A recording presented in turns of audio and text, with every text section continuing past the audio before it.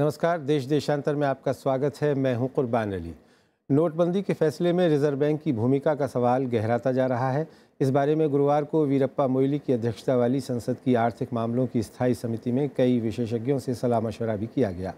समिति की बैठक में पूर्व प्रधानमंत्री डॉक्टर मनमोहन सिंह भी मौजूद थे और ख़बर है कि पूर्व प्रधानमंत्री ने सवाल किया कि क्या विमुद्रीकरण से पहले सरकार ने इसे लागू करने के लिए रिजर्व बैंक को पर्याप्त समय दिया था।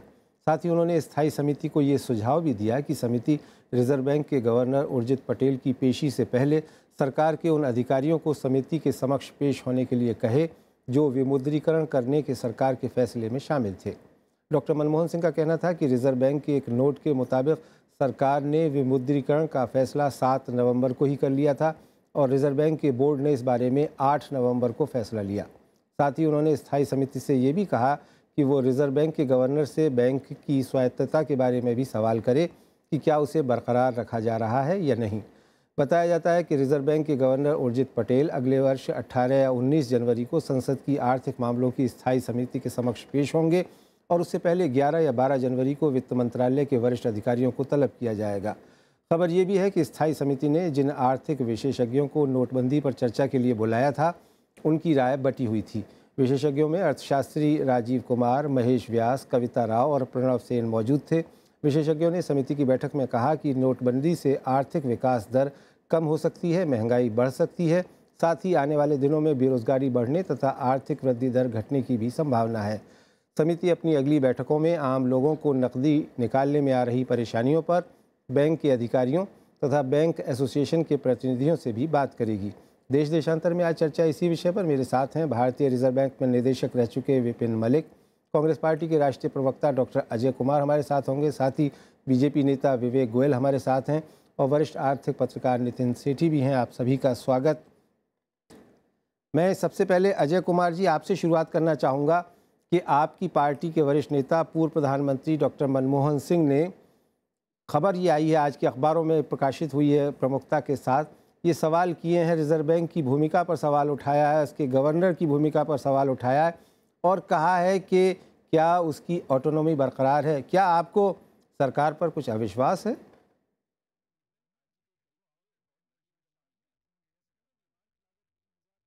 देखिए कुर्बान जी, पहले तो अगर आप अलग अलग टीवी चैनल में जो रिपोर्ट आ रहे थे, ये कुछ खबर ऐसी आ रही थी कि प्रधानमंत्री मोदी जी ने पहले दूरदर्शन में एक प्री रिकॉर्डेड मैसेज रिकॉर्ड करके उसके बाद जो है कैबिनेट की मीटिंग बुलाए। इससे स्पष्ट होता है कि ये जो है पहले से प्रधानमंत्री जी ने निर्णय ले लिया था, उसके बाद जो है कैबिनेट की मीटिंग बुलाया गया। तो एक तो ये असंवैधानिक है और गलत है। हेलो जी, मैं सुन पा रहा हूँ, आप जारी रखें अपनी बात। कट गया, लाइन कट गया। लगता है कि अजय जी से हमारा संपर्क टूट गया है, हम उनके पास दोबारा जाने की कोशिश करेंगे। गोयल साहब, आपको क्या लगता है कि ये जो स्थायी समिति की बैठक में कार्रवाई हुई है, वो जाहिर है कि वो एक संवैधानिक संस्था है समिति और संविधान के तहत काम करती है और उसमें पूर्व प्रधानमंत्री का ये बयान काफ़ी मायने रखता है। देखिए, ये संवैधानिक प्रक्रिया जो होती है वो अपने हिसाब से चलेगी, उसमें हमें दखल नहीं दे सकते, परंतु जो it is a independent body, autonomous institution है और जो उसकी ऑटोनॉमी बरकरार है और वो सारे निर्णय जो भी आरबीआई लेता है वो अपनी सोच समझ के आधार पे लिए जाते हैं। तो वही सिस्टम भारत में अपनाया गया है और वही चल रहा है। तो आपको लगता है कि ये जो बातें आई हैं अब संसद की स्थायी समिति के ज़रिए जो बैठक हुई थी वो आप उसको सही नहीं मानते? नहीं, मेरे विचार में ऐसा अभी कोई प्रूफ सामने भी नहीं आया है और कोई ऐसा विषय होना भी नहीं चाहिए। जी जी, अजय जी आप कुछ कह रहे थे, मैं सुन पा रहा था आपको, लेकिन शायद आपको ऐसा लगा कि संपर्क टूट गया। आप अपनी बात पूरी करें।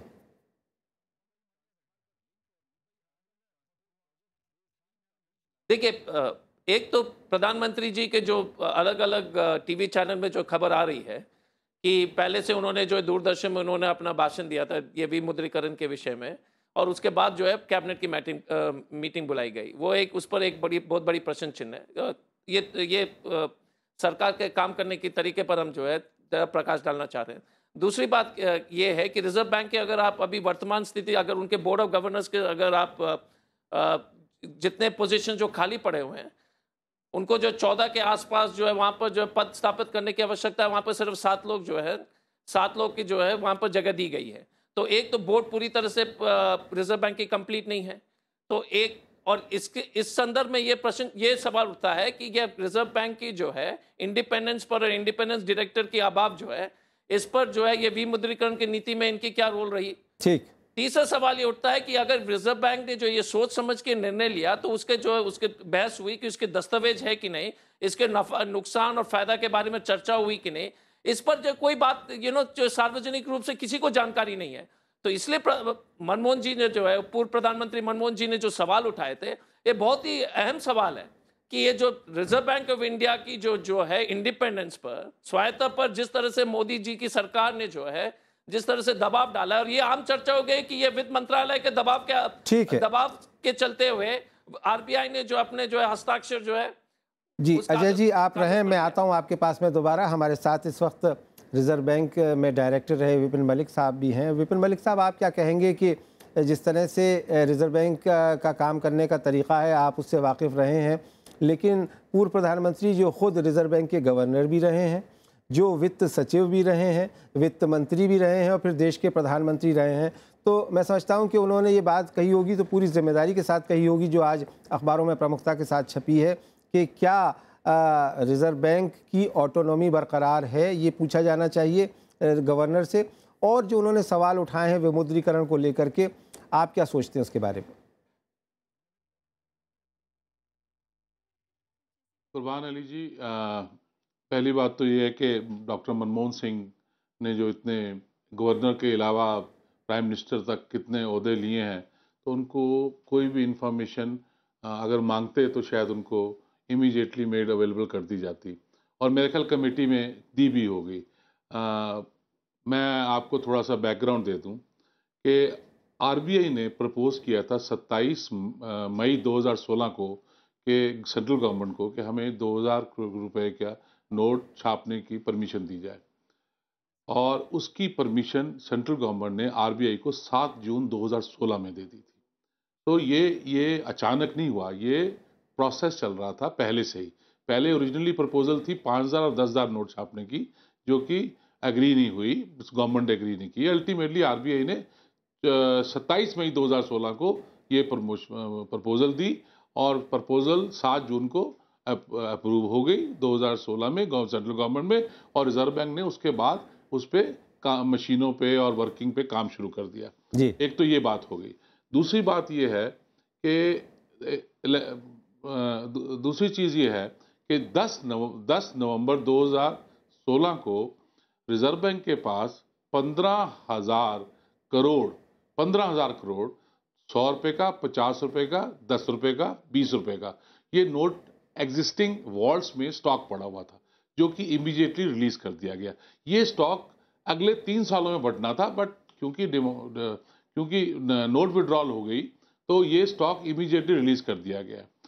रिजर्व बैंक के पास स्टैटिस्टिक्स क्या आया कि जो 2,70,000 करोड़, 2 लाख वैल्यू में 2,70,000 करोड़, जो कि छोटी करेंसी थी 100, 50, 20, 10 की, वो एकदम अंडरग्राउंड हो गई। ठीक, मतलब हर एक आदमी ने होर्डिंग शुरू कर दी। हिंदुस्तान में होर्डिंग करने की तो आदत वैसे खाने पीने की होती है, लेकिन यहाँ पर नोटों की होर्डिंग शुरू हो गई।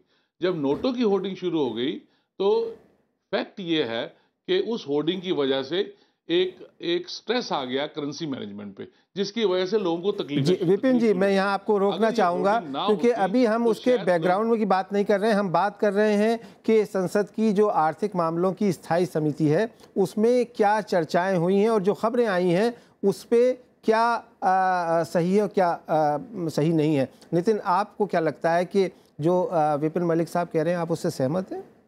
मैं काफ़ी हद तक सहमत हूँ। मैं बोलूँगा 2 चीज़ों पे सवाल उठते हैं, एक ऑटोनॉमी, दूसरी कॉम्पिटेंस। यहाँ दोनों पे सवालिया निशान उठे और उसका मैं कारण देना चाहूँगा। अगर आप देखें 2-3 चीज़ें जो पहले जैसे विपिन जी ने बताया कि ये प्रक्रिया ऐसा नहीं कि अचानक शुरू हुई, काफ़ी समय से चल रही थी। उसका एक नया आज ही हमें पता चला है कि हरियाणा सरकार और मध्य प्रदेश सरकार ने फरवरी-मार्च में सेंट्रल गवर्नमेंट की national institute of public finance को इस पे रिसर्च करने को भी बोला था, जिस स्टेट्स का कोई रोल नहीं होता। तो 2 बीजेपी स्टेट्स ने पहले इनको बोला था। तो ये प्रक्रिया बहुत पहले से सरकार में एक एक्सेप्टेंस थी कि होने वाला है जी। वो इस पे सवाल उठाता है कि आरबीआई का फिर इसमें रोल क्या था, क्योंकि अंडर द लॉ में ये लिखा है कि आरबीआई रेकमेंड करेगा करना चाहिए कि नहीं, और सेंट्रल गवर्नमेंट एक्सेप्ट करेगी। तो रिकमेंडेशन पहले बाद में आई, लेकिन पहले से ही शोध हो चुका था इसको क्या करना है, तो आरबीआई की इंडिपेंडेंस क्या रही। दूसरा, मान लीजिए हम ये भी मानते हैं कि अभी पूरी डिटेल्स बाहर नहीं आई, क्योंकि आरबीआई अपनी डिटेल्स कभी देता नहीं है, आरटीआई एक्ट में भी नहीं देता, ना पिछले गवर्नर के अंडर ना इसके अंडर। अगर आप मान के भी चले कि ऑटोनोमसली हुआ, तो कॉम्पिटेंस का सवाल आता है कि जितना आगे पीछे जाके सारे नोटिफिकेशन बदलते रहे, हर रोज हम देखते रहे कभी कुछ हो रहा है कभी कुछ हो रहा है, वो ये सवाल उठाता है कि आरबीआई जैसी इंस्टीट्यूशन क्या बैंकिंग सिस्टम को नहीं समझती या मॉनेटरी सिस्टम्स को नहीं समझती हमारे देश की, यहाँ या सवाल उसको हाल में लाके रख दिया गया कि वो समझने लायक नहीं बची। मगर यक्ष प्रश्न जो है, जो अहम सवाल है जो मनमोहन सिंह ने उठाया है कि क्या रिजर्व बैंक को पर्याप्त समय दिया गया था कि इस सिचुएशन से वो कैसे डील करेगी, सवाल ये है। मेरे ख्याल से मनमोहन सिंह जी का जो सवाल है, थोड़ा वो बोलना कुछ और चाह रहे हैं और पूछ कुछ और रहे हैं, क्योंकि वो बोलना ये चाह रहे हैं कि इनके पास समय की बात नहीं है, समय दिया गया, मान लीजिए मार्च से भी दिया गया, लेकिन जब बता दिया गया कि किस तरीके से करना है, तो फिर आरबीआई करे क्या। अगर आपने लास्ट नोटिफिकेशन भी देखा, फाइनेंस मिनिस्ट्री ने एक नोटिफिकेशन निकाला, उसके 2 घंटे में आरबीआई ने निकाला, फिर देखा गलती हो गई, फिर पलट दी। तो एक तरीके से आरबीआई को थोड़ा कंट्रोल में लाया गया है कि वो जो बोला जाए वैसा कर रहा है, तो उसकी ऑटोनॉमी बचती नहीं है। विपिन जी, आप कुछ कहना चाह रहे थे बहुत संक्षेप में। जी, मैं ये कहने लगा था कि आरबीआई इतनी कॉम्पिटेंट ऑर्गेनाइजेशन कंट्री में कहीं नहीं है, और यही इसी तरह करेंसी प्रिंटिंग है। आरबीआई के पास एक कॉम्पिटेंस नहीं है कि एक chief secretary of the state, जो कि सबसे लार्जेस्ट इंडस्ट्रियल स्टेट है, उसका ही चीफ सेक्रेटरी मनी लॉन्ड्रिंग शुरू कर दे। आरबीआई को ये नहीं पता था। आरबीआई को ये नहीं पता था एक लोडा है जो कल पकड़े गए हैं कि वो एक बहुत बड़ा मनी रैकेट चलाते हैं, मनी लॉन्ड्रिंग करते हैं। और वो आज अखबार में, इंडियन एक्सप्रेस में निकला हुआ है कि ट्रेजरर ट्रोव एक इंफॉर्मेशन वहां से रिकवर हुई है। सो अगर आपने होर्डिंग कर दी, ठीक है, आरबीआई ने कभी एंटिसिपेट नहीं किया था, सरकारी अफसर लग गए मनी लॉन्ड्रिंग में, तो उसकी वजह से ये डॉक्टर मनमोहन सिंह को भी देखना चाहिए कि भाई कि रोज आप ही के चैनल सारे बता रहे हैं कि कितनी होर्डिंग हो रही है, कितना कैसा पैसा मलिक पकड़ा जा रहा है। मलिक साहब, तो ये सारी चीजें की वजह से ये सारी प्रॉब्लम्स आई हैं। जी जी, अजय कुमार जी, आप क्या कहेंगे कि क्या इसको लेकर के आपकी पार्टी और नेता कुछ राजनीति करने की कोशिश नहीं कर रहे हैं, ऐसा लग रहा है?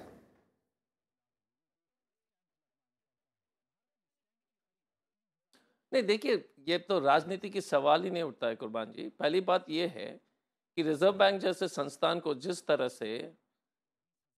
से पिछले 50 से 45 दिन के आसपास में जिस तरह से फजियत हुई है, वो चिंता की विषय है। पूरे देश में ये सवाल उठ रहे हैं कि आरबीआई ने जिस तरह से विमुद्रीकरण के जो नियम लागू किए हैं, कभी 50-50 नए नियम, रोज नए कानून ले आते हैं।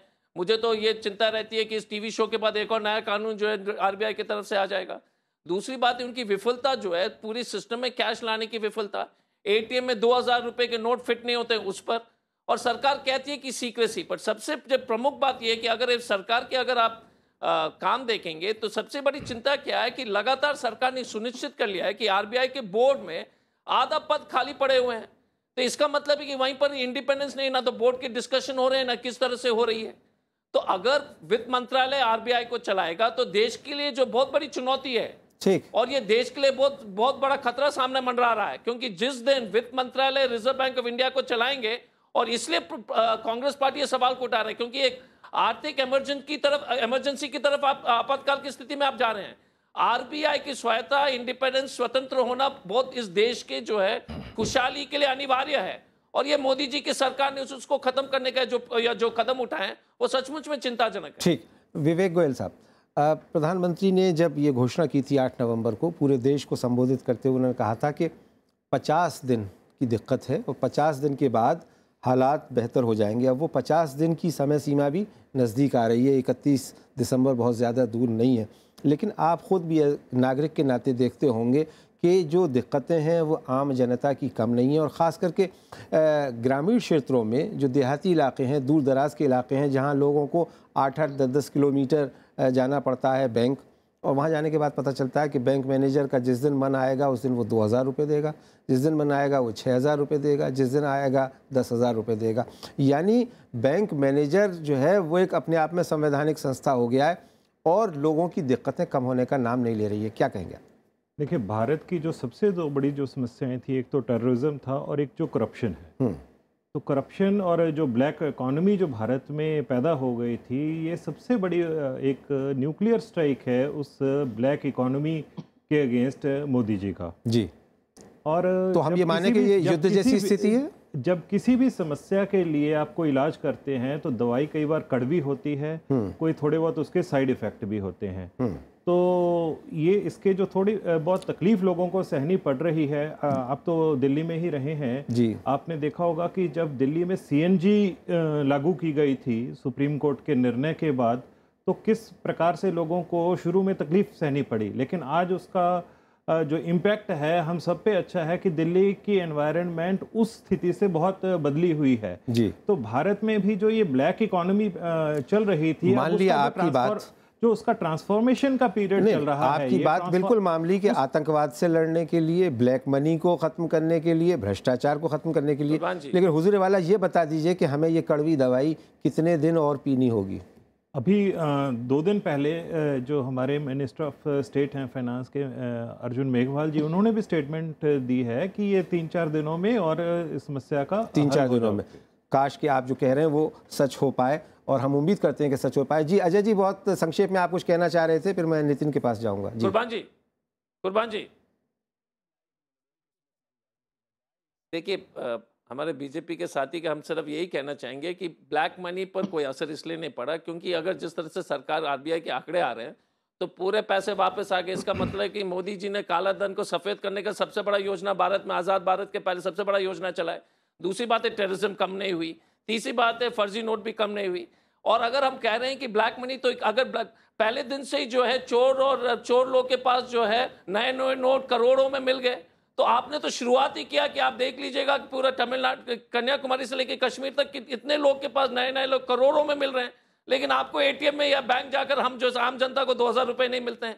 तो ये जो विमुद्रीकरण की जो प्रक्रिया, जो भ्रष्टाचार से ही लिप्त तो शुरू हुई भ्रष्टाचार से, ठीक है, तो आप कहते हैं कि भ्रष्टाचार कम हो रहा है, और लास्ट में कि पूरी जो है ब्लैक इकोनॉमी की कैश सिर्फ 6% थी, 94% को तो आपने छोड़ दिया, और आप बोलते हैं कि सर्जिकल स्ट्राइक है। ये तो जो है सर्जिकल इन्फेक्शन हो गया। पॉइंट वेल टेकन जी। नितिन, इन्फेक्शन हो गया, स्ट्राइक नहीं हुआ। मैं इस बारे में एक बात कहना चाहूँगा जी। जो हमारे कांग्रेस के लोग हैं उन्होंने ना अपनी आंखें बंद कर रखी हैं। अगर आप देखें कि पिछले जो 8 नवंबर से पहले के 4 महीने तक लगातार कश्मीर में समस्या थी, वहाँ पे कर्फ्यू लगा हुआ था, परंतु जैसे ही नोटबंदी का इशू हुआ, वहाँ क्योंकि वो फाइनेंस हो रहा था, वो फाइनेंस बंद हो गया और कश्मीर नॉर्मलसी की ओर आ गया। तो आप उससे संतुष्ट हैं? तो वो एक पॉजिटिव इम्पैक्ट ही है इस विषय। ठीक है नितिन, आपको क्या लग रहा है? आप तो आर्थिक पत्रकार हैं और रोज़ अपने अखबार में इसके बारे में आप लिखते भी होंगे। क्या हालात जितना सरल बता रहे हैं अभी गोयल साहब वैसे ही हैं, और अगले 2-3-4 दिनों में हमें निजात मिल जाएगी समस्याओं से? बहुत बुरे हैं, और कम से कम अगले 2 क्वार्टर में इसका बहुत बुरा नतीजा दिखेगा। मुमकिन है कि अगले पूरे फिस्कल ईयर में इसके नतीजे आपको दिखते रहेंगे। बैंक्स की समस्या अपनी बढ़ेगी, क्योंकि बैंक्स का वैसे ही एनपीए बढ़ रहे थे, लोग लोन वापस नहीं दे पा रहे थे, उनको और मुश्किलें आएंगी। मुश्किलें सबसे ज़्यादा छोटी और मध्य वर्ग की इंडस्ट्रीज़ को आएंगी, जहाँ पे सबसे ज़्यादा लोग को रोज़गार मिलता है, क्योंकि वही लोग की क्षमता कम हो जाएगी पैसा वापस देने में, वही एनपीए में कन्वर्ट होंगे, वहीं नौकरियाँ ज़्यादा हैं। तो जो हमने कहानियाँ भी सुनी है कि लोग गाँव वापस चले गए हैं कि नौकरी नहीं मिल रही, वो हो सकता है 2, 2.5, 3 क्वार्टर तक थोड़ा रिकवरी हो। लेकिन ये आप मान के चलिए कि जब हमने ये 8 नवंबर को ये डिसीजन लिया प्रधानमंत्री ने, उस टाइम पूरी इकोनॉमी हमारी जो है वैसे ही स्लो डाउन की तरफ जा रही थी। हमारे इंडस्ट्रियल नंबर्स वगैरह आप देखें तो पता चलता है आराम से कि हम नीचे जा रहे थे। इससे जो झटका लगा है, इससे उभरने में कम से कम 1 साल मेरी तरफ मुझे लगता है लगेगा, वापस उस स्तर पे आने पे जहां हम नवंबर 8 को थे। जी विवेक जी, आप कुछ सहमत हैं जो नितिन कह रहे हैं, या आपको लगता है कि कुछ ड्रामाई चीज़ हो जाएगी और कुछ करिश्माई काम हो जाएगा हमारी भारतीय अर्थव्यवस्था को मजबूत करने के लिए? नहीं, जो ये नितिन जी कह रहे हैं कि ये 1 साल तक ये समस्या चलती रहेगी, मैं इस बात से बिल्कुल सहमत नहीं हूँ। मुझे लगता है कि अगले कुछ दिनों में ये समस्या का जो कैश की जो समस्या है वो भी कम हो जाएगी। अजय जी, आप कह रहे हैं कि सरकार के जो भी फैसले हैं वो एक तरह से लोगों के खिलाफ हैं, लोगों को परेशानी हो रही है, पर हम देख रहे हैं कि जो लोकतंत्र में पैमाना होता है वो चुनाव होते हैं, और जहाँ जहाँ उपचुनाव हुए हैं, और अभी चंडीगढ़ में स्थानीय निकायों के चुनाव हुए, चाहे गुजरात के चुनाव हुए, चाहे मध्य प्रदेश में हुए, तो नतीजे आपकी आशाओं और आकांक्षाओं के खिलाफ जा रहे हैं। तो क्या कारण है?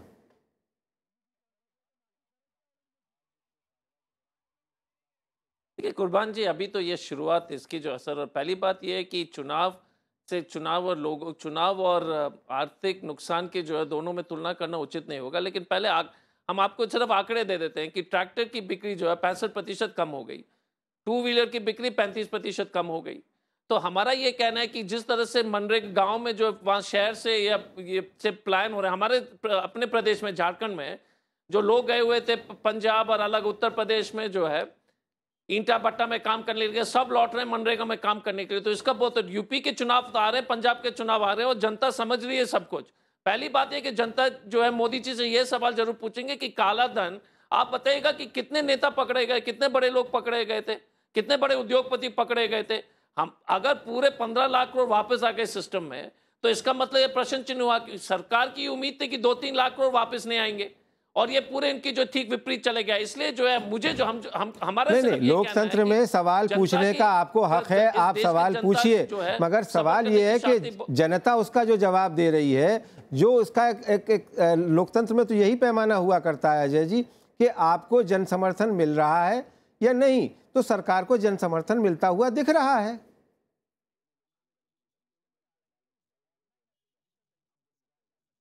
देखिए, अगर हम महाराष्ट्र के आंकड़े अगर आपके सामने पेश करेंगे, महाराष्ट्र का इकाई चुनाव के बारे में जो शिवसेना और जो सिर्फ एक उदाहरण देता हूँ, शिवसेना और बीजेपी साथ में थे, गठबंधन था, एनसीपी और कांग्रेस अलग अलग थे। अगर उसके सीट के पूरे जो सीट की तुलना करेंगे तो करीब करीब बराबर के स्थिति में है।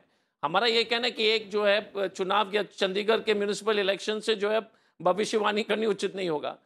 यूपी के चुनाव आ रहे हैं, पंजाब के चुनाव आ रहे हैं, और भारतीय जनता पार्टी के लोग से ईमानदारी से अगर आप पूछेंगे, उसमें भी बहुत ज्यादा समय नहीं है कि वो सभी चिंतित है विमुद्रीकरण से जी। सभी तो अमित शाह जी के हाल में मीटिंग में जिस तरह, चलिए वो तो जनता जवाब देगी, पंजाब और उत्तर प्रदेश की जनता क्या फैसला लेती है तो अगले 2-3 महीने में स्पष्ट हो पाएगा। लेकिन विपिन मलिक जी, मैं आपसे पूछना चाहूंगा कि अब चूंकि मैं कॉन्फिडेंस से कह सकता हूं कि 15 जनवरी 2017 तक ये करेंसी की जो इश्यूज हैं वो ईज आउट हो जाएंगे, और 15 फरवरी 2017 तक टोटल नॉर्मल ऑपरेशन शुरू हो जाएंगे। दूसरी चीज, अभी एक आपके प्रवक्ता अजय कुमार जी ने कहा कि सारी तो करेंसी वापस आ गई, तो कहाँ ब्लैक मनी रहा। अभी मेरे ख्याल अजय कुमार जी को ये बताना चाहता हूँ मैं कि करेंसी डिपॉजिट करने से ब्लैक वाइट नहीं हो जाता। ब्लैक अभी आप देखेंगे कितनी डिस्कवरीज होगी, जैसे ये पकड़े जा रहे हैं ना, इनकम टैक्स, ये पुलिस पकड़ रही है और इनकम टैक्स पकड़ रहा है और एनफोर्समेंट पकड़ रहा है। अभी तो ऑडिट ट्रेल बताएगी, हर बैंक की ब्रांचों की इंस्पेक्शन होगी। जब इंस्पेक्शन होगी उसमें ऑडिट ट्रेल होगी, कितना जमा कराया, वो ऑडिट ट्रेल के बेस पे ईफू को इंफॉर्मेशन जाएगी, इंटेलिजेंस फाइनेंशियल यूनिट को। Intelligence financial unit income tax को इंफॉर्मेशन देगा। ये आप देखना, इतनी बड़ी रिकवरी गवर्नमेंट की होगी कि आप भी कहेंगे कि ये क्या हुआ है। चलिए आप थोड़ा ये तो आने वाला समय बताएगा। मेरे पास अब विपिन मलिक साहब क्या बहुत माजरत के साथ अजय जी, मेरे पास समय की बहुत कमी है, अब इस चर्चा को आगे नहीं बढ़ा सकते। आगे आने वाले दिनों में अगर हालात कुछ बेहतर हुए, आपसे दोबारा इस बारे में चर्चा करेंगे और फिर जायजा लेंगे कि सूरत हाल कितनी बदली है। फिलहाल देश देशांतर में मेरे साथ इतना ही। विवेक गोयल साहब, नितिन सेठी, अजय कुमार जी और विपिन मलिक साहब, आपका इस चर्चा में भाग लेने के लिए बहुत बहुत शुक्रिया। नमस्कार।